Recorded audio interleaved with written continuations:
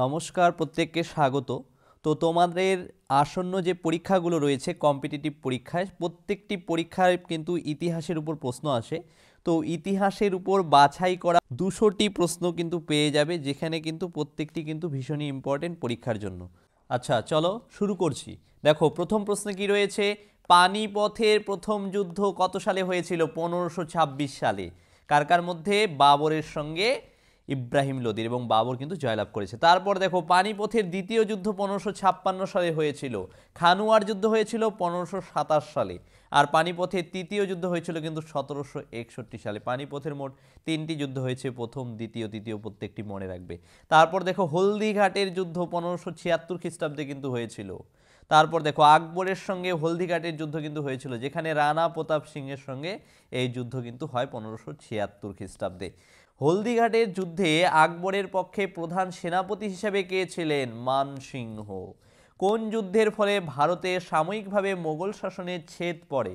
সেটা হবে কি?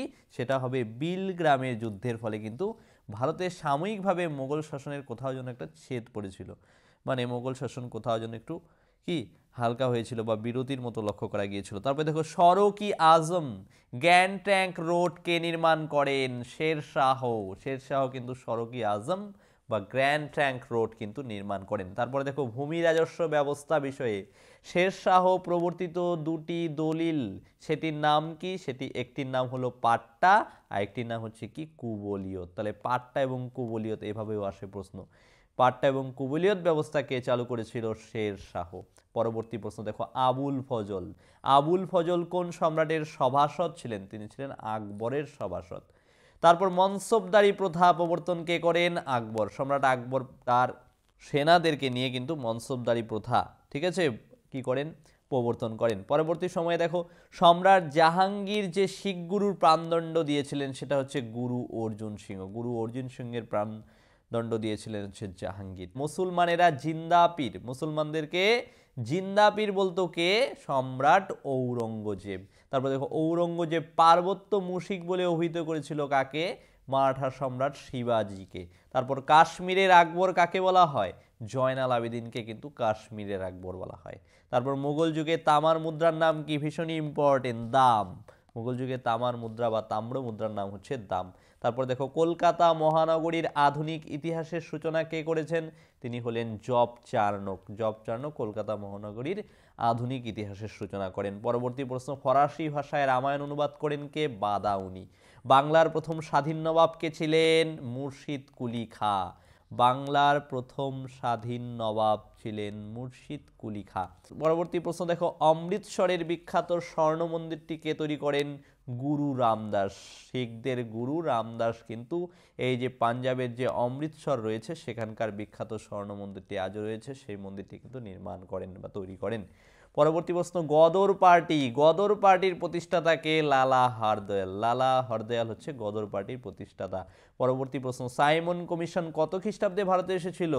1928 খ্রিস্টাব্দে সাইমন কমিশন ভারতে আসে।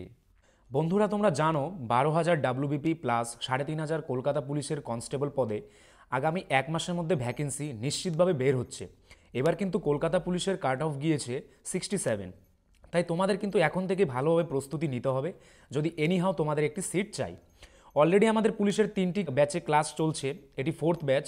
তাই যদি প্রস্তুতি নিয়ে এইবারই পাশ করতে চাও অবশ্যই কিন্তু এই নাম্বারে একবার হোয়াটসঅ্যাপ করে নাও। ওয়ান টাইম পেমেন্ট, যতদিন না চাকরি পাচ্ছ ক্লাস করতে পারবে। অধ্যায়ভিত্তিক সমস্ত সাবজেক্ট, একই সঙ্গে প্রিলি ও মেন পরীক্ষার প্রস্তুতি দেওয়া হবে। Live class, recorded class plus PDF, শেষ মুহূর্তে সাজেশন, প্র্যাকটিস সেট সমস্ত কিছুই পাবে এখানে। আমাদের কিন্তু কলকাতা পুলিশের পরীক্ষায় 90% কমনের প্রমাণ রয়েছে। 5ই জুন তারিখে টেলিগ্রামে প্রমাণ দেওয়া হয়েছে সেই ভিডিওতে। এই ব্যাচেই প্রথম 100 জন তোমরা 30% ডিসকাউন্ট পাবে, মানে প্রথম যে 100 জন ভর্তি হবে তাদের 30% ডিসকাউন্ট দেওয়া হবে। পাস করতে হলে তাড়াতাড়ি হোয়াটসঅ্যাপ করো। তাছাড়া আমাদের SSC GD, ওয়েস্ট বেঙ্গল পুলিশের SI, ফুড SI, RPF সমস্ত পরীক্ষার কোর্স রয়েছে, সুতরাং পাস করতে হলে তাড়াতাড়ি এই নাম্বারে একবার হোয়াটসঅ্যাপ করো। চলো পরবর্তী প্রশ্নে, গান্ধী বুড়ি কাকে বলা হয়? গান্ধী বুড়ি বলা হয় মাতঙ্গিনী হাজরাকে, অর্থাৎ মাতঙ্গিনী হাজরা কিন্তু গান্ধী বুড়ি নামে পরিচিত। ভারত ছাড়ো আন্দোলনের সূচনা কে করেছিলেন? গান্ধীজি করেছিলেন। ভারতের শেষ ভাইসরয় কে ছিলেন? ভীষণ ইম্পর্টেন্ট, ভারতের শেষ ভাইসরয় ছিলেন লর্ড মাউন্টব্যাটেন। নৌ বিদ্রোহ কত সালে হয়? 1946 খ্রিস্টাব্দে। তারপর দেখো কুনিক উপাধি গ্রহণ করেছিল কে? অজাতশত্রু। অজাতশত্রু কিন্তু কুনিক উপাধি গ্রহণ করেছিল। তারপর ফরওয়ার্ড ব্লক দল গঠন করে কে? নেতাজি সুভাষচন্দ্র বসু। আচ্ছা, পরবর্তী প্রশ্ন দেখো, গান্ধী আরউইন চুক্তি কত সালে হয়েছিল? 1931 সালে, মহাত্মা গান্ধী এবং লর্ড আরউইনের মধ্যে। তারপর দেখো, বিক্রমশীল উপাধি গ্রহণ করেন কে? পালদের সম্রাট ধর্মপাল কিন্তু বিক্রমশীল উপাধি গ্রহণ করেছে। তারপর প্রিয়দর্শিকা কে লিখেন? প্রিয়দর্শিকা গ্রন্থের লেখক হচ্ছে হর্ষবর্ধন, এবং হর্ষবর্ধন কে শিলাদিত্য উপাধি কিন্তু গ্রহণ করেছিলেন। হর্ষবর্ধন শিলাদিত্য উপাধি গ্রহণ করেছিলেন। তারপর দেখো, কালিদাস সভাকবি ছিলেন কার? দ্বিতীয় চন্দ্রগুপ্তের সভাকবি ছিলেন মহাকবি কালিদাস। তারপর দেখো, মেঘদূতের রচয়িতা কে? মহাকবি কালিদাস। পল্লব বংশের শ্রেষ্ঠ রাজা কে? প্রথম নরসিংহ বর্মন। তবে দেখো, হর্ষঙ্ক বংশের প্রতিষ্ঠাতা কে করেন? বিম্বিসার। গুপ্তাব্দের প্রচলন কে কবে করা হয়? 320 খ্রিস্টাব্দে কিন্তু গুপ্তাব্দের প্রচলন হয়। তারপর কনিষ্কের সভাকবি ছিলেন কে? অশ্বঘোষ। এবং সাতবাহন বংশের প্রতিষ্ঠাতা বলা হয়ে থাকে শিমুককে। বিক্রমাদিত্য উপাধি গ্রহণ করেন কে? দ্বিতীয় চন্দ্রগুপ্ত। শকাব্দ প্রচলন করে কে? কনিষ্ক কিন্তু শকাব্দ প্রচলন করেন। তারপর দেখো, গান্ধার শিল্প কোন যুগের শিল্প? কুষাণ যুগের একটি অন্যতম শিল্প হচ্ছে গান্ধার শিল্প। পুনা চুক্তি হয় কত সালে? 1932 খ্রিস্টাব্দে। মাস্টারদা নামে কে পরিচিত? সূর্য সেন। স্বাধীনতার সংগ্রামের ইতিহাসে সবচেয়ে বেশি দিন অনশন করেছিলেন এবং সবশেষে মৃত্যুবরণ করেছে কে? বিপ্লবী যতীন দাস। পরবর্তী প্রশ্ন দেখো, গান্ধী আরউইন চুক্তির অপর নাম কি? দিল্লি চুক্তি। দিল্লিতে হয়েছিল বলে এটি দিল্লি চুক্তি নামে পরিচিত। এবং পরবর্তী প্রশ্ন দেখো, কাকুরি ষড়যন্ত্র মামলার প্রধান অভিযুক্ত কে ছিলেন? রামপ্রসাদ বিসমিল কিন্তু কাকুরি ষড়যন্ত্র মামলার প্রধান অভিযুক্ত ছিলেন। রাইটার্স বিল্ডিং অভিযান হয়েছিল কত সালে? 1930 সালে। রাশিয়ায় বলশেভিক আন্দোলন শুরু হয় কিন্তু 1917 সালে। প্রত্যেকটি প্রশ্ন কিন্তু ভীষণই ইম্পর্টেন্ট। পরবর্তী প্রশ্ন দেখো, কি বলেছে? রাওলাট আইন পাশ হয় কত সালে? 1919 সালে। খেদা সত্যাগ্রহ হয় কত সালে? 1918 সালে গান্ধীজি করেছিলেন। তবে দেখো, গান্ধীজির প্রথম সত্যাগ্রহ করেন কোথায়? দক্ষিণ আফ্রিকায়। দক্ষিণ আফ্রিকার কোন জায়গাটা পরীক্ষায় প্রশ্ন আসে? সেটা হলো নাটালে প্রথম সত্যাগ্রহ করেন। তারপর দেখো, ভারতে গান্ধীজি প্রথম কোথায় সত্যাগ্রহণ করেছে? সেটা হচ্ছে বিহারের চম্পারণে। তারপর দেখো, হিন্দু প্যাট্রিয়ট পত্রিকার সম্পাদককে? হরিশ্চন্দ্র মুখোপাধ্যায়। দক্ষিণ ভারতের কৃষক আন্দোলন শুরু হয় 1875 খ্রিস্টাব্দে। ইস্ট ইন্ডিয়া কোম্পানিকে ফরমান দিয়েছিলেন কে? দিল্লির সম্রাট ফারুক শিওর, তাই তো। তারপর দেখো, পাটলিপুত্র অবস্থিত কোথায়? গণ্ডক গঙ্গা সোন নদীর সঙ্গমে। নদী তিনটির নাম মনে রাখবে, গণ্ডক, গঙ্গা এবং সোন নদীর সংযমস্থলে কি হয়েছে? যেটা কিন্তু পাটলিপুত্র অবস্থিত, বর্তমান পাটনা। তারপর দেখো, ম্যাঙ্গালোরের সন্ধি হয়েছে 1784 খ্রিস্টাব্দে। বৃহৎ কথা গ্রন্থটির লেখককে? গুণাঢ্য। সৌগলির সন্ধি হয় 1816 খ্রিস্টাব্দে। কল্পনা দত্ত কিসের সঙ্গে যুক্ত ছিলেন? তিনি ছিলেন চট্টগ্রাম অস্ত্রাগার লুণ্ঠনের সঙ্গে যুক্ত ছিলেন। বাংলাদেশের চট্টগ্রাম অস্ত্রাগার লুণ্ঠন হয়েছিল, সেখানকার একজন বিপ্লবী ছিলেন কে? কল্পনা দত্ত। তারপরে দেখো, বন্দি জীবন গ্রন্থগুলো ভীষণ ইম্পর্টেন্ট। বন্দি জীবন কে লিখেন? শচীন সান্যাল। হিন্দু মেলা কত সালে স্থাপিত হয়? 1867 সালে। ভারতের সশস্ত্র বিপ্লববাদের জনক বলা হয় কাকে? ইম্পর্টেন্ট প্রশ্ন দেখো, বাসুদেব বলবন্ত ফারকে কিন্তু বলা হয় ভারতের সশস্ত্র বিপ্লববাদের জনক। পরবর্তী প্রশ্ন দেখো, কি রয়েছে? বন্দে মাতরম হলো কি? বন্দে মাতরম হলো একটি ইংরেজি দৈনিক পত্রিকা, যার সম্পাদনা করেছে কে? অরবিন্দ ঘোষ কিন্তু বন্দে মাতরম পত্রিকার ইংরেজিতে সম্পাদনা করেছেন। তবে দেখো, অ্যান্টি সার্কুলার সোসাইটির সম্পাদককে? শচীন্দ্র কুমার বসু। ইলবার্ট বিল আন্দোলন হয় কত সালে? 1886 খ্রিস্টাব্দে। ইস্ট ইন্ডিয়া সোসাইটি তৈরি হয় কত সালে? 1883 খ্রিস্টাব্দে। তারপর অমৃতবাজার পত্রিকার সম্পাদক শিশির কুমার ঘোষ। পরিব্রাজক রচনা করেছেন কে? গ্রন্থ সেটা হচ্ছে স্বামী বিবেকানন্দ। কোল উপজাতিদের বিদ্রোহ 1831 খ্রিস্টাব্দে। খিলাফত আন্দোলন হয়েছিল 1920 খ্রিস্টাব্দে। দুদু মিয়া ছিলেন ফরাজি আন্দোলনের একজন নেতা। ব্রহ্মানন্দ উপাধিকে পেয়েছিলেন? কেশবচন্দ্র সেন। তারপর দেখো, ক্যাপ্টেন হকিংস কার আমলে ভারতে এসেছিলেন? তখন মোগল সম্রাট ছিলেন জাহাঙ্গীর, তার মানে জাহাঙ্গীরের আমলে ক্যাপ্টেন হকিংস কিন্তু ভারতে এসেছেন। চলো পরবর্তী প্রশ্নে। পরবর্তী প্রশ্ন দেখো কি রয়েছে, মিলিন্দ পঞ্চহ গ্রন্থের লেখক কে? নাগসেন। ভারতের প্রথম স্বর্ণমুদ্রা কারা চালু করেছিল? স্বর্ণমুদ্রা সেটা হলো কুষাণরা। বজ্রসূচি গ্রন্থকে রচনা করেন অশ্ব ঘোষ। মহেন্দ্রাদিত্য উপাধিকে গ্রহণ করেছিলেন প্রথম কুমারগুপ্ত। তারপর দেখো ফাহিয়েন কত বছর ভারতে ছিলেন? ফাহিয়েন কিন্তু ভারতে সময় কাটিয়েছে 10 বছর। ঠিক আছে, ফাহিয়েন রচিত গ্রন্থের নাম ভীষণই ইম্পর্টেন্ট, ফোকুওকি, ফাহিয়েনের রচিত গ্রন্থের নাম।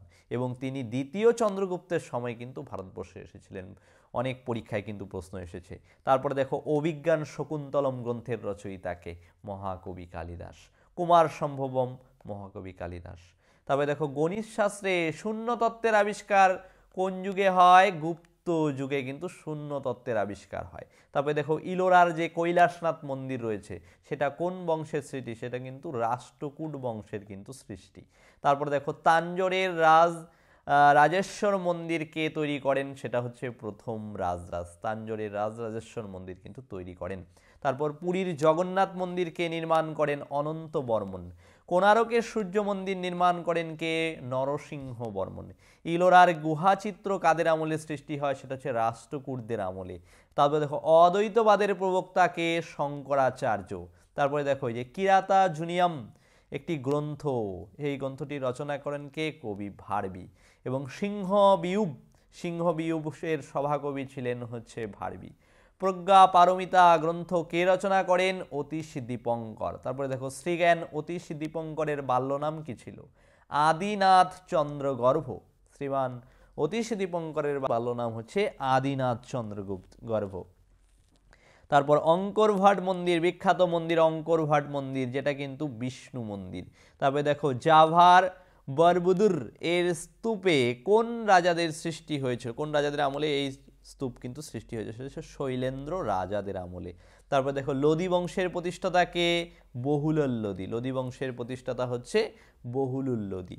মহামল্ল উপাধি গ্রহণ করেন কে? প্রথম নরসিংহ বর্মন। কল্যাণের চালুক্য বংশের প্রতিষ্ঠাতা কে ছিলেন? দ্বিতীয় তৈলব। কল্যাণের চালুক্য বংশের প্রতিষ্ঠাতা। নিক্স ও মনা কোন যুগের মুদ্রা? বৈদিক যুগের প্রবর্তিত মুদ্রার নাম হচ্ছে নিক্স ও মনা। পরবর্তী প্রশ্ন দেখো, বাংলার প্রথম বিপ্লবী শহীদের নাম কি? ক্ষুদিরাম বসু। অকালী আন্দোলন হয়েছিল কোথায়? পাঞ্জাবে। তাহাকিব আল আখলাক গ্রন্থের রচনা কে করেন? সৈয়দ আহমেদ। বেঙ্গল হরকরা প্রকাশিত হয় কত সালে? 1798 খ্রিস্টাব্দে। তারপরে দেখো ইন্ডিয়ান লীগ প্রতিষ্ঠা করেন কে? শিশির কুমার ঘোষ কিন্তু ইন্ডিয়ান লীগ প্রতিষ্ঠা করেছেন। তারপর দেখো ভারতীয় গণপরিষদের প্রথম সভাপতি কে ছিলেন?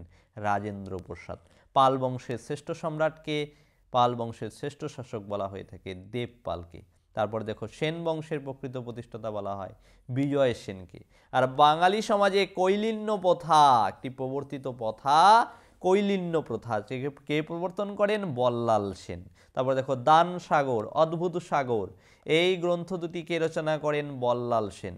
গীতগোবিন্দ কাব্যের রচয়িতাকে? কবি জয়দেব। পবনদূতের রচয়িতাকে? কবি ধৈ। চালুক্য বংশের শ্রেষ্ঠ নরপতি কে ছিলেন? দ্বিতীয় পুলকেশী। বাতাপির চালুক্য বংশের শেষ রাজা কে ছিলেন? দ্বিতীয় কীর্তি বর্মন। তারপরে দেখো রাষ্ট্রকূট বংশের প্রকৃত প্রতিষ্ঠাতা কাকে বলা হয়ে থাকে? দন্তি দুর্গকে কিন্তু বলা হয়ে থাকে রাষ্ট্রকূট বংশের প্রকৃত প্রতিষ্ঠাতা। তারপরে দেখো রাষ্ট্রকূট বংশের শেষ রাজা কে ছিলেন? তৃতীয় গোবিন্দ। পল্লব বংশের শ্রেষ্ঠ রাজা? প্রথম নরসিংহ বর্মন।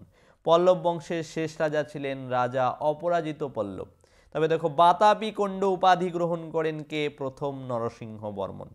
চোল রাজাদের, তারপরে দেখো ইম্পর্টেন্স আরও কিছু প্রশ্ন, প্রত্যেকটি কিন্তু পরীক্ষার জন্য আছে, আপকামিং পরীক্ষা, প্রত্যেকটি পরীক্ষা থেকে ইতিহাসের উপর প্রশ্ন কিন্তু আসেই, তাই কিন্তু ভীষণই কিন্তু ইম্পর্টেন্ট, তাই ক্লাসটিও কিন্তু খুবই হেল্পফুল, তাই তোমরা কিন্তু প্রত্যেকটি প্রশ্ন কিন্তু দেখবে। তারপর দেখো চোল রাজ্যের প্রথম ঐতিহাসিক রাজা কে ছিলেন? কারিকল। স্বাধীন চোল সাম্রাজ্যের প্রতিষ্ঠাতা কাকে বলা হয়ে থাকে? প্রথম আদিত্যকে। চোল বংশের শ্রেষ্ঠ এবং শেষ শক্তিশালী রাজা ছিলেন কে? বীর রাজেন্দ্র চোল। তারপরে দেখো চোল বংশের প্রতিষ্ঠাতা বিজয়ালয়, প্রতিষ্ঠাতা কে ছিলেন? বিজয়ালয়। তবে দেখো গঙ্গৈকোণ্ড ঢোল উপাধি ধারণ করেছিলেন কে? প্রথম রাজেন্দ্র চোল।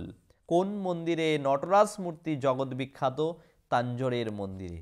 বিলহন রচিত গ্রন্থের নাম কি? বিক্রমাঙ্গদেব চরিত বিলহন রচিত গ্রন্থ।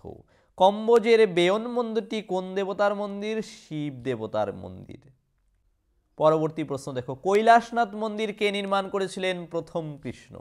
পৃথিবীর অষ্টম আশ্চর্য বলে অভিহিত করা হয় কোন স্তূপকে? বরবুদুরের স্তূপকে কিন্তু পৃথিবীর অষ্টম আশ্চর্য বলে অভিহিত করা হয়। তারপরে দেখো, পৃথিবীর সর্বশ্রেষ্ঠ বিষ্ণু মন্দিরটি কোনটি? সেটা হচ্ছে অঙ্কর ভট্টের বিষ্ণু মন্দির। সাঁচি স্তূপ কোথায় অবস্থিত? দেখো, ভোপালে অবস্থিত সাঁচি স্তূপ। চর্যাপদ রচিত হয়েছিল কোন যুগে? পাল যুগে। অতীশ দীপঙ্কর কোথাকার অধ্যক্ষ ছিলেন? বিক্রমশীল মহাবিহারের অধ্যক্ষ ছিলেন। ভারতের কোন বিহারটি সবচেয়ে প্রাচীন? সেটা হলো তক্ষশিলা। প্রাচীন ভারতের কোন রাজাদের প্রথম নৌবাহিনী ছিল? প্রাচীন ভারতের চোল রাজাদের প্রথম কিন্তু নৌবাহিনী ছিল। তবে দেখো, এলিফেন্টা গুহা মন্দির কোন রাজাদের আমলে তৈরি? চালুক্য রাজাদের আমলে তৈরি। উড়িষ্যার কোন মন্দিরকে ব্ল্যাক প্রেগোডা বলা হয়ে থাকে? সেটা হচ্ছে কোণারকের সূর্য মন্দিরকে। তারপর দেখো, অজন্তা গুহাচিত্রের বিষয়বস্তু কি? জাতক। সুলতান মাহমুদ মোট কতবার ভারত আক্রমণ করেছে? মোট 17 বার কিন্তু ভারত আক্রমণ করেছে। তারপরে দেখো, আল বিরুনি কার সঙ্গে ভারতে আসেন? সুলতান মাহমুদের সঙ্গে ভারতে আসেন। সোমনাথ মন্দির, গুজরাটের সোমনাথ মন্দির লুণ্ঠন করেন কে? সুলতান মাহমুদ। তারপর তরাইনের প্রথম যুদ্ধ, ভীষণই ইম্পর্টেন্ট। তরাইনের প্রথম যুদ্ধে কে পরাজিত হয়েছিল? মোহাম্মদ ঘুরি কিন্তু পরাজিত হয়েছিল পৃথ্বীরাজ চৌহানের কাছে। তারপর দেখো, ভারতের প্রথম মুসলমান আক্রমণকারী কারা ছিলেন? ভারতের প্রথম মুসলমান আক্রমণকারী যারা ছিলেন, বিদেশি গোষ্ঠীর অন্তর্ভুক্ত আরবরা। তারপরে দেখো, লাক বক্স নামে পরিচিত ছিলেন কুতুবুদ্দিন আইবক, দিল্লির সুলতান। তারপরে দেখো, মধ্যযুগের রাষ্ট্র বলতে যা বোঝায় তা হচ্ছে গোড়াপত্তন। ঠিক আছে, মধ্যযুগের রাষ্ট্র বলতে যা বোঝায় তা হচ্ছে গোড়াপত্তন করা। এই কে করেছেন? ইলতুৎমিশ করেছেন। দিল্লির সুলতানির পত্তন কে করেছিলেন? কুতুবুদ্দিন আইবক। কোন সুলতান চাহেলগান বা 40 চক্র গঠন করেছিলেন? সেটা হয়ে যাবে উত্তর ইলতুৎমিশ। তারপর দেখো, ইলতুৎমিশের রাজত্বকালে কোন মঙ্গল নেতা ভারত আক্রমণ করে? সেটা হয়ে যাবে চেঙ্গিস খা। মোহাম্মদ ঘুরির প্রকৃত নাম কি? মুইজুদ্দিন। খলজি বিপ্লবের নায়ক কে ছিলেন? জয় জালাউদ্দিন খলজি কিন্তু খলজি বিপ্লবের নায়ক। তারপর দেখো, তৈমুর লং এর ভারত আক্রমণের সময় দিল্লির সুলতান কে ছিলেন? নাসির উদ্দিন মাহমুদ। আমির খসরু কার সভাকবি ছিলেন? আলাউদ্দিন খলজির কিন্তু সভাকবি ছিলেন আমির খসরু। আর হিন্দুস্তানের তোতা পাখি কাকে বলা হয়ে থাকে? এই আমির খসরুকে কিন্তু বলা হয়ে থাকে। তারপর দেখো, তৈমুর লং কত খ্রিস্টাব্দে ভারত আক্রমণ করেছিল? 1398 খ্রিস্টাব্দে কিন্তু ভারত আক্রমণ করেছিল তৈমুর লং। আচ্ছা, পরবর্তী প্রশ্ন দেখো, দিল্লির সুলতানদের মধ্যে দ্বিতীয় আলেকজান্ডার উপাধি কে গ্রহণ করেছিলেন? উত্তর হয়ে যাবে আলাউদ্দিন খলজি। তারপর মালিক কাফুর কার বিশ্বস্ত সেনাপতি ছিলেন? সেটা হচ্ছে আলাউদ্দিন খলজিরই একজন বিশ্বস্ত সেনাপতি ছিলেন সেই মালিক কাফুর। তারপর দিল্লির কোন সুলতান সর্বপ্রথম দাক্ষিণাত্য জয় করেছেন? উত্তর হয়ে যাবে আলাউদ্দিন খলজি। ভীষণই ইম্পর্টেন্ট প্রত্যেকটি প্রশ্ন কিন্তু। তারপর দেখো, তালিকোটার যুদ্ধ কবে হয়েছিল? 1565 খ্রিস্টাব্দে। তুগলক বংশের প্রতিষ্ঠাতা কাকে বলা হয়? গিয়াসউদ্দিন তুগলককে বলা হয়। ভারতের ইতিহাসে পাগলা রাজা নামে কে পরিচিত? মোহাম্মদ বিন তুগলক। তারপর কার রাজত্বকালে ইবন বতুতা ভারতবর্ষে এসেছিলেন? সেটা হচ্ছে মোহাম্মদ বিন তুগলকের আমলে। তারপর তুগলক বংশের শেষ সুলতান কে ছিলেন? নাসির উদ্দিন মাহমুদ শাহ। প্রত্যেকটি সম্রাট এর নাম কিন্তু ভালো করে মনে রাখবে। তারপর দেখো, সৈয়দ বংশের প্রতিষ্ঠাতা কাকে বলা হয়? খিজির খাঁ সৈয়দকে। সৈয়দ বংশের শেষ সুলতান বলা হয় আলাউদ্দিন আলম শাহকে। লোদি বংশের প্রতিষ্ঠাতা বহুলল লোদি। দিল্লির প্রথম আফগান সুলতান কে ছিলেন? সেটা হয়ে যাবে উত্তর বহুলল লোদি। লোদি বংশের শেষ সুলতান ইব্রাহিম লোদি। তারপর বাংলায় ইলিয়াস শাহী বংশের প্রতিষ্ঠা কে করেন? ভীষণ ইম্পর্টেন্ট, শামসুদ্দিন ইলিয়াস শাহ কিন্তু বাংলায় ইলিয়াস শাহী বংশের প্রতিষ্ঠাতা করে। তারপর বাংলায় ইলিয়াস শাহী বংশের শেষ সম্রাট বলা হয়ে থাকে জালাউদ্দিন ফতেহ শাহকে। বাংলার আকবর নামে কে পরিচিত? তাই সেটা হচ্ছে আলাউদ্দিন হোসেন শাহ, বাংলার আকবর। ভীষণ ইম্পর্টেন্ট। বাহমনি রাজ্যের প্রতিষ্ঠা কে করেন? জাফর খাঁ। বাহমনি বংশের শেষ সুলতান কলিমুল্লাহ শাহ। আদিনা মসজিদকে নির্মাণ করেছেন সিকান্দার শাহ। কার সমাধির উপর পান্ডুয়ার 1 লাখি মসজিদ নির্মিত হয়েছে? সেটা হচ্ছে নসরত শাহ। প্রত্যেকটি নাম ইম্পর্টেন্ট, মনে রাখতে হবে। বঙ্গদেশের কোন কবি তার প্রতিভার জন্য গুন্ডাস খা উপাধি পেয়েছেন? সেটা হলো মালাধর বসু, অনেক পরীক্ষায় এসেছে। তারপর দেখো শ্রীকৃষ্ণ বিজয় কাব্যের রচয়িতাকে মালাধর বসু। কৃত্তিবাস ওঝা যখন বাংলায় রামায়ণ অনুবাদ করেন তখন কোন যুগ চলছিল? তখন ছিল ইলিয়াস শাহী যুগ। তার মানে বাংলায় তখন শাসক হিসেবে ছিলেন কে? ইলিয়াস শাহ, তাই যুগের নাম ইলিয়াস শাহী যুগ।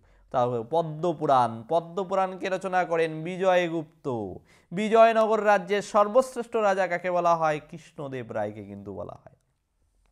তবে দেখো আমুক্তমাল্যদা একটি গ্রন্থ, বিখ্যাত গ্রন্থ, তার রচয়িতা হচ্ছে কৃষ্ণদেব রায়। চলো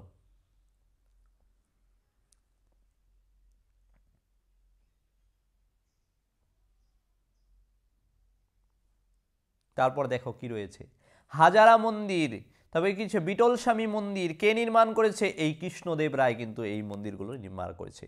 তারপরে হিন্দু উত্তরাধিকার আইনের দ্বারা, হিন্দু উত্তরাধিকার আইনের গ্রন্থ যেটার নাম হচ্ছে দায় ভাগ, এর প্রণেতা কাকে বলা হয়ে থাকে?